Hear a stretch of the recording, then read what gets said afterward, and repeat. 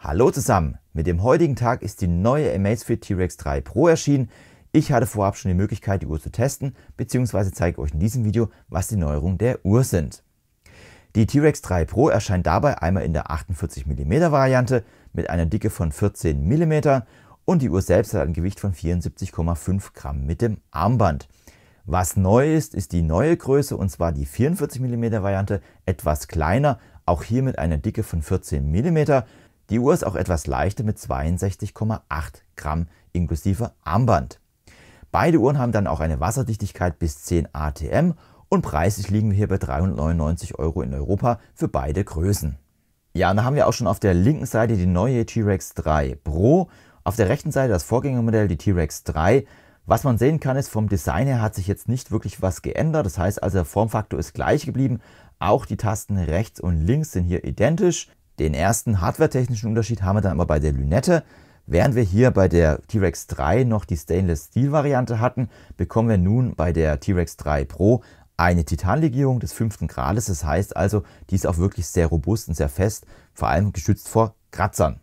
Im Bereich der Displays bekommen wir bei der 48 mm Variante wieder ein 1,5 Zoll großes AMOLED Touch Display mit einer Auflösung von 480 x 480 Pixeln, während die 44 mm Variante etwas kleineres Display hat mit 1,32 Zoll, aber auch hier ein AMOLED Touch Display mit einer Auflösung von 466 x 466 Pixel. Neu ist dabei die Helligkeit. Die T-Rex 3 Pro schafft jetzt hier maximal 3000 Nits Helligkeit. Die T-Rex 3 hatte nur 2000 Nits Helligkeit, aber das mit ganz großen Anführungszeichen. Auch das war schon sehr hell. Das heißt also, du kannst die Uhr dann wirklich auch sehr gut im Outdoor-Bereich ablesen. Eine weitere Änderung bekommen wir dann noch im Bereich des Displayglases. Anders noch als bei der T-Rex 3 bekommt ihr mit der T-Rex 3 Pro nämlich hier dann Saphirglas verbaut, was hier besonders kratzfest ist. Und wenn wir beide Uhren mal umdrehen, können wir auch sehen, dass wir sowohl auf der T-Rex 3 Pro auf der linken Seite als auf der T-Rex 3 auf der rechten Seite hier den gleichen Sensor verbaut haben. Das heißt also, wir bekommen bei beiden Uhren hier den BioTracker 6, der natürlich hier Blutsauerstoffwerte und Herzfrequenzdaten messen kann. Was aber neu ist, ist dann hier der Schnellverschluss des Armbandes. Wir können sehen, hier bei der T-Rex 3 Pro haben wir jetzt hier so den Verschluss, den wir von Uhrenarmbändern kennen. Bei der T-Rex 3 ist das noch nicht der Fall gewesen, aber auch hier konntet ihr mit einem Spezialwerkzeug natürlich das Armband wechseln, aber es ist jetzt deutlich einfacher gemacht. Die offensichtlichste Änderung bekommen wir, wenn wir die Uhr mal nach oben nehmen. Können wir nämlich sehen, auf der T-Rex 3 Pro bekommen wir jetzt hier eine Taschenlampe verbaut. Das heißt also, du kannst jetzt hier auch sehr gut ausleuchten. Generell kann man sagen, die Taschenlampe ist sehr hell, also man kann sich auch wirklich den Weg leuchten, wenn du jetzt irgendwo unterwegs bist. Sie ist nicht so hell wie bei der Phoenix 8, aber nichtsdestotrotz auf jeden Fall hier sehr gut, um sich zu orientieren. Du hast auch die Möglichkeit, die Taschenlampe links oben mit der Taste, wenn man länger drauf drückt, zu aktivieren. Und es gibt dann auch die Option, hier mehrere Helligkeitsstufen einzustellen, und als Gegenlicht gibt es dann auch ein Rotlicht. Darüber hinaus gibt es dann auch noch eine SOS-Funktion. Das heißt also, wenn du diese aktivierst, dann leuchtet die Taschenlampe hier mit den bekannten SOS-Zeichen. Und du hast dann auch die Option, hier während der Aktivität ein sogenanntes Sicherheitslicht zu aktivieren. Das heißt also, wenn du draußen unterwegs bist, dann kannst du das Licht hier blinken lassen bzw. auf dich aufmerksam machen, falls du zum Beispiel mal Reflektoren vergessen haben solltest. Die T-Rex 3 hatte ja die Möglichkeit, über die Mikrofone hier schon Sprachnotizen aufzuzeichnen. Was aber immer gefehlt hat, war ein Lautsprecher. Das heißt also, man konnte nie mit der Uhr telefonieren. Das hat Amazfit nun mit der T-Rex 3 behoben. Das heißt also, wir bekommen jetzt hier Lautsprecher und ein Mikrofon verbaut. Zu einem haben wir jetzt nun die Möglichkeit, hier natürlich Sprachaufzeichnungen aufzuzeichnen, wie schon bei der T-Rex 3, aber wir können sie auch direkt über die Uhr abhören. Wenn das Video gefällt, lasst auch gerne ein Like da, das freut mich den Algorithmus. Vielen lieben Dank und wenn ihr wollt, vergesst das Abo nicht. Und wir haben nun die Möglichkeit, wie wir es von den anderen Amazfit-Uhren gewohnt sind, auch Anrufe direkt über die Uhr zu tätigen. Natürlich in Verbindung mit einem Telefon, weil wir haben hier keinen LTE-Chip. Und wir können aber auch Anrufe entgegennehmen und direkt über die Uhr führen. Wie weit kannst du mich verstehen? Ist soweit alles gut? Ich kann dich ganz gut verstehen, aber es gab Uhren, da war die Sprachqualität schon besser und das gehörte. Ja gut, aber man kann soweit gut telefonieren, das ist schon mal gut. Man versteht dich auch halbwegs ganz gut. Auch im Bereich der Software gab es hier Anpassungen. Die T-Rex 3 Pro läuft dann hier auf ZebOS 5.0. Die T-Rex 3 hatte noch 4.5. Es gibt hier einige Einstellungen, die wir dann hier durchführen können. Die zeige ich auch im Laufe des Videos. Aber was auch ganz interessant ist, ist dann hier eine Bedienungshilfe, beziehungsweise du hast jetzt die Möglichkeit, wenn man die Einstellung hineingeht, nämlich auch die Schriftgröße der Uhr zu ändern. Dafür gehen wir jetzt einfach mal hier auf das Zahnrad und dann gibt es hier unter Bedienungshilfe nämlich nun die Möglichkeit, die Textgröße zu ändern. Das heißt also, hier kannst du dich zwischen verschiedenen Stufen ja aussuchen, welche Textgröße du haben möchtest. Und das ist gerade für die interessant, die auch Probleme haben, hier die Uhr abzulesen. Aber nicht nur ZapOS wurde auf die Version 5 gehoben, auch ZapFlow ist jetzt in der Version 2. Das heißt also, ZapFlow reagiert hier nochmal ein bisschen besser und kann nochmal besser deine Anforderungen hier durchführen. Im Bereich der Konnektivität bekommt ihr natürlich mit der T-Rex 3 Pro auch hier wieder einen Bluetooth-Chip verbaut. Du kannst hier dein Radleistungsmesser verbinden oder auch Herzfrequenzsensoren ist möglich. Und was jetzt neu unterstützt wird, ist dann auch der Stride Footpod, falls du mit dem hier trainieren möchtest. Fehlen darf natürlich dann auch nicht der WLAN-Chip. Hier kannst du zum Beispiel dann Karten-Updates herunterladen oder auch Updates für die Uhr. Das funktioniert hier deutlich schneller, als wenn du es über die Zap-App machen würdest. Darüber hinaus haben wir dann auch noch einen barometrischen Höhenmesser, der natürlich auch hier Unwetterwarnung unterstützt. Ein Kompass als auch ein Temperatursensor ist ebenfalls hier mit an Bord. Im Bereich der Bedienung hat sich bei der T-Rex 3 Pro jetzt nicht viel geändert. Wenn wir von links nach rechts wischen, kommen wir dann wieder hier in das Übersichtsmenü hinein. Wir sehen auch hier, das läuft hier wirklich sehr flüssig. Und wenn wir jetzt eine App auswählen, wird die dann auch wirklich sehr schnell aufgemacht und bekommt die Daten hier sehr gut angezeigt. Also das funktioniert hier wirklich sehr gut. Wenn wir von links nach rechts wischen, bekommen wir dann auch hier die Benachrichtigung angezeigt. Das ist jetzt die Smarten-Funktion. Und wenn wir von unten nach oben wischen, bekommt ihr dann eure Shortcuts angezeigt. Da seht ihr schon mal so eine kleine Übersicht. Auch das könnt ihr für euch individuell gestalten, wie ihr es dann hier haben möchtet. Im Bereich der smarten Funktion, wir haben es ja schon kurz gesehen, bekommt hier alle smarten Meldungen angezeigt, die auf das Handy reinkommen. Aber wenn wir jetzt gerade hier WhatsApp sehen, ich nutze es hier mit dem iPhone, ihr könnt ja nicht darauf antworten. Das liegt aber am iPhone und nicht an der Uhr.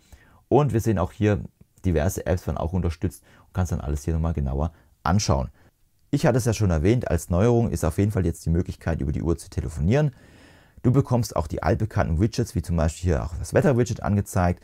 Sonnenaufgang und Untergang wird unterstützt. Aber natürlich dann auch das Jetlag-Widget haben wir wieder mit an Bord. Und über ZapFlow hast du auch die Möglichkeit, deine Uhr zu steuern, heißt zum Beispiel einen Timer zu setzen oder auch ZapFlow hier diverse Dinge zu fragen. Und möchtest du mal offline Musik mitnehmen, unterstützt natürlich auch hier wieder die T-Rex 3 Pro die Möglichkeit, MP3s auf deine Uhr zu speichern.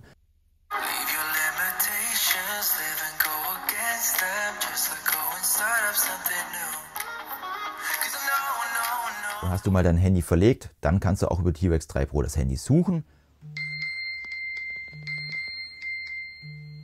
Oder du hast auch die Option, aber nur auf dem iPhone die Kamera zu steuern. Das heißt also, wenn du Bilder machen möchtest oder auch Videos, ist das ebenfalls mit der T-Rex 3 Pro möglich. Die T-Rex 3 Pro ist auch hier wieder an den Amazfit App Store angebunden. Das heißt also, du kannst die Funktion auch hier deutlich der Uhr erweitern. Es gibt zum Beispiel ein Widget hier fürs Angeln, da bekommst du dann optimale Angelzeiten angezeigt. Oder bist du ein Fotograf, gibt es dann auch für die perfekten Momente hier eine Übersicht, wann dann hier die Sonne am besten untergeht und wann du hier die besten Bilder machen kannst. Aber auch im Bereich der Zifferblätter wird dir hier wieder einiges angeboten. Vorteil ist auch hier, die älteren Zifferblätter, die wir schon von vergangenen Uhren kennen, unterstützen auch hier die neuen Uhren. Das heißt also, du bekommst hier ein großes Repertoire für die T-Rex 3 Pro angeboten. Eine nächste größere Änderung haben wir dann im Bereich der Fitnessfunktion. Die T-Rex 3 Pro unterstützt nämlich jetzt hier wie die Amazfit Balance 2 als auch der Helios Strap hier den sogenannten Biocharge-Wert. Das heißt also, da bekommt jetzt den menschlichen Akku angezeigt. Einen Nachteil gibt es an dieser Stelle. Es gibt dann nämlich nur eine Zahl auf der Uhr, nicht weitere Details. Wenn du nämlich dann in die Zap-App hineingehst, bekommst du dann nochmal eine schöne Übersicht über den Biocharge-Wert. Einmal, wie er sich über den Tag entwickelt hat, aber dann auch die Historie, beziehungsweise wenn du runterscrollst, siehst du noch weitere Details und das ist wirklich sehr gut aufgeschlüsselt. Ich würde mir auf jeden Fall wünschen, dass man auf der Uhr hier mehr Details sieht und vor allem auch die Stressmessung hier miteinander verbindet, weil es natürlich ein großer Bestandteil hier des Biocharge-Wertes ist. Ein wichtiger Aspekt, um hier den Biocharge aufzuladen bzw. auch wieder sich zu erholen, ist natürlich der Schlaf. Und so bietet uns die T-Rex 3 Pro natürlich auch hier wieder ein Schlaftracking an. Ihr bekommt einmal einen Sleep Score und natürlich auch eine schöne Übersicht, wie sich dann der Schlaf über die Nacht entwickelt hat. Und die T-Rex 3 Pro hat auch keine Probleme, hier ein Nickerchen zu erkennen. Das hat sie bei mir immer sehr zuverlässig gemacht.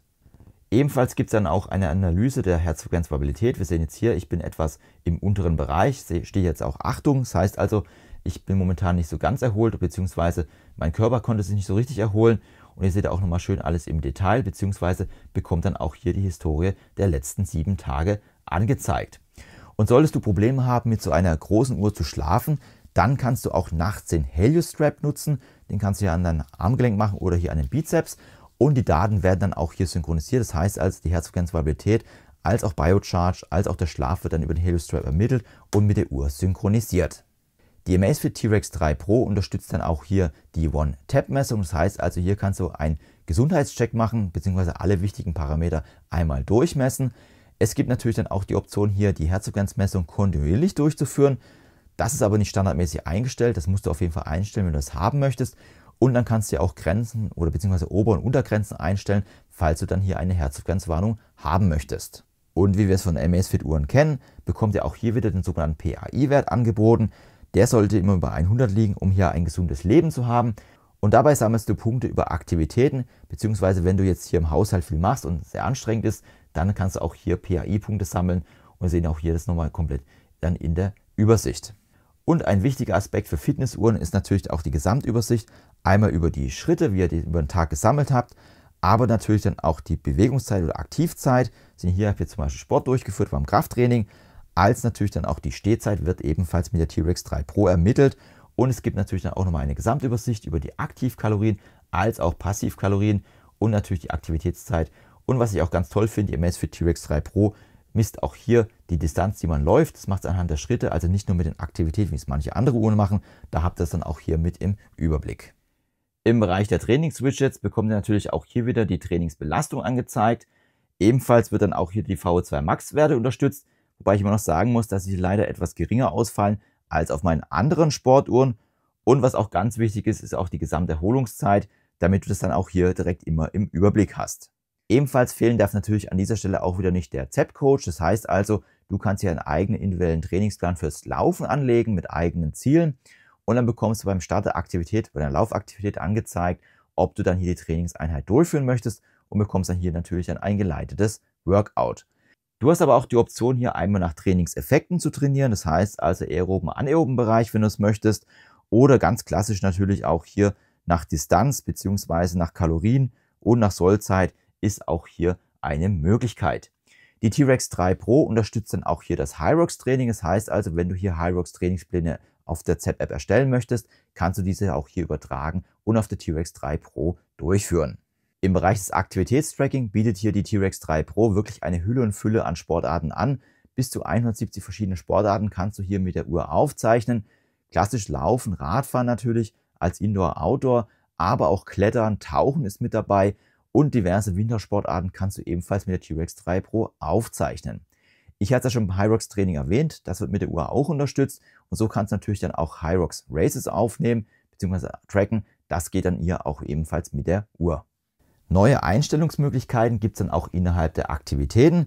Neben den Taschenlampeneinstellungen, die ich ja schon genannt habe, habt ihr zum Beispiel jetzt auch die Möglichkeit beim Trainingsassistenten hier zum Beispiel die Gewichtsbelastung zu hinterlegen. Das heißt also, wenn du jetzt einen Rucksack dabei hast, kannst du dann hier mitnehmen. Das ist ja auch hier gilt für zukünftige Trainings. Und dann sagen wir einfach bestätigen. Und so habt ihr jetzt die Möglichkeit, hier dann auch das Gewicht zu hinterlegen, was du dann hier mitführst. Und als nächste Neuerung haben wir auch die Möglichkeit, hier nur das Touch-Display zu sperren. Wenn wir jetzt hier runterscrollen, sehen wir einmal hier die Tastensperre. Die kennen wir schon aus der Vergangenheit. Es gibt aber auch die Möglichkeit, hier Tippen auszuwählen. Und da müsst ihr zweimal auf das Display draufdrücken, um dann hier wieder die Touchsteuerung nutzen zu können. Natürlich bekommt ihr mit der T-Rex 3 Pro auch hier wieder die Möglichkeit, alle Datenfelder so einzustellen, wie ihr das dann haben möchtet. Und es wird dann ebenfalls ja auch das später Fortsetzen unterstützt. Das heißt also, wenn du wandern gehst, in eine Hütte einkehrst, dann kannst du deine Aktivität auch später fortsetzen und wird nicht einfach gespeichert oder beendet.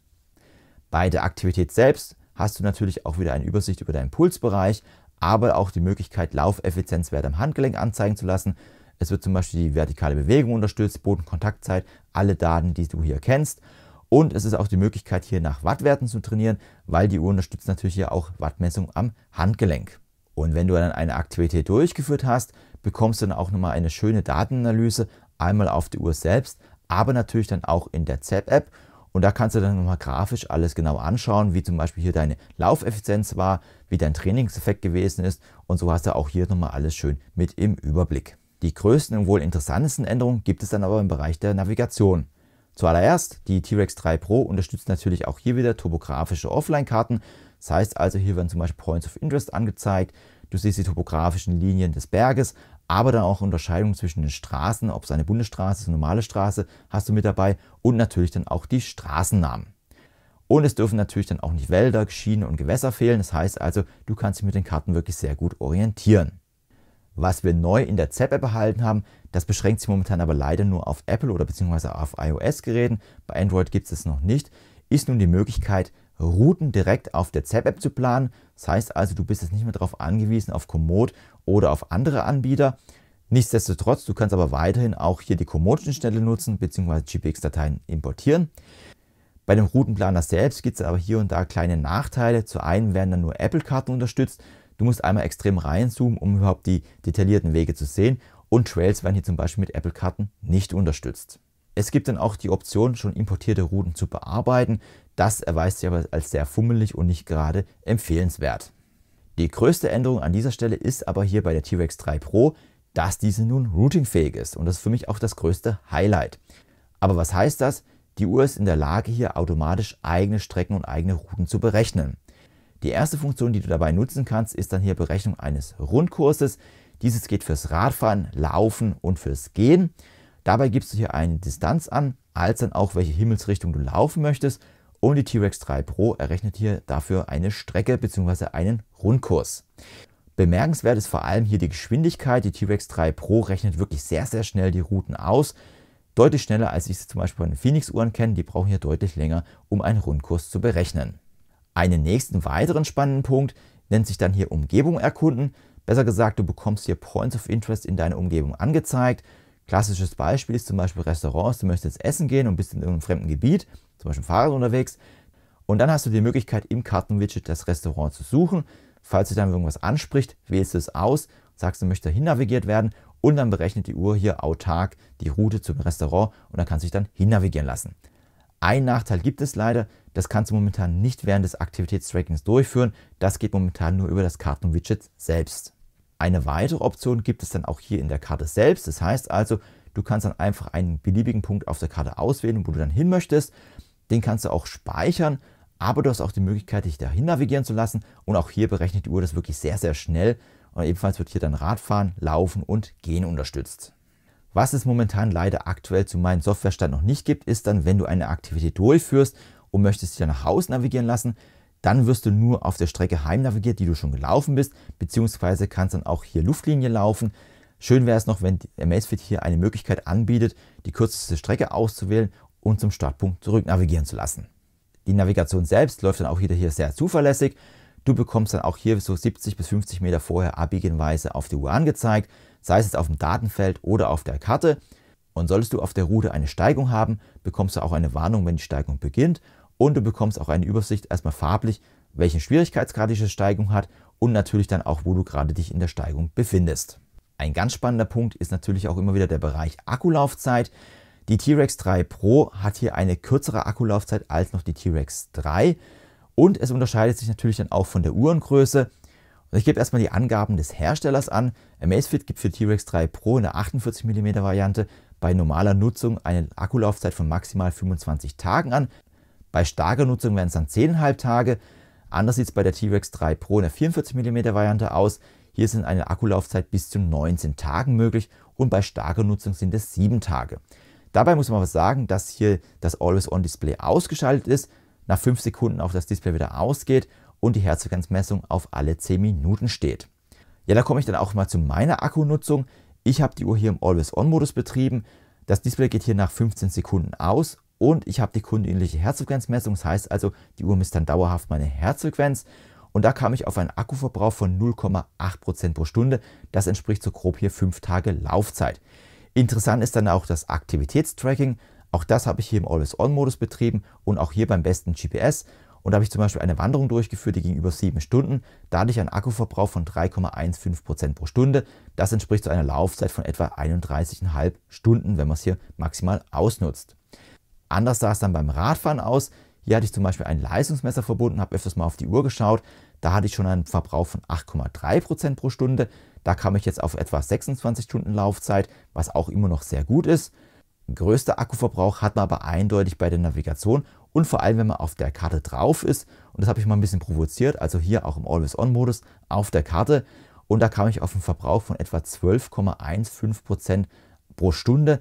Das entspricht dann einer Laufzeit von knapp 8 Stunden. Da würde ich auf jeden Fall empfehlen, auf ein Datenfeld drauf zu gehen. Und ich muss auch sagen, ich habe die Uhr jetzt im Beta-Modus getestet. Das heißt also, hier sind auch wahrscheinlich nochmal bessere Laufzeiten möglich. Aber wie gesagt, die T-Rex 3 Pro hat auf jeden Fall die Möglichkeit, hier auch längere Touren aufzuzeichnen. Und möchtest du bessere Akkulaufzeiten haben, stellst du einfach das Always-On-Display hier ab.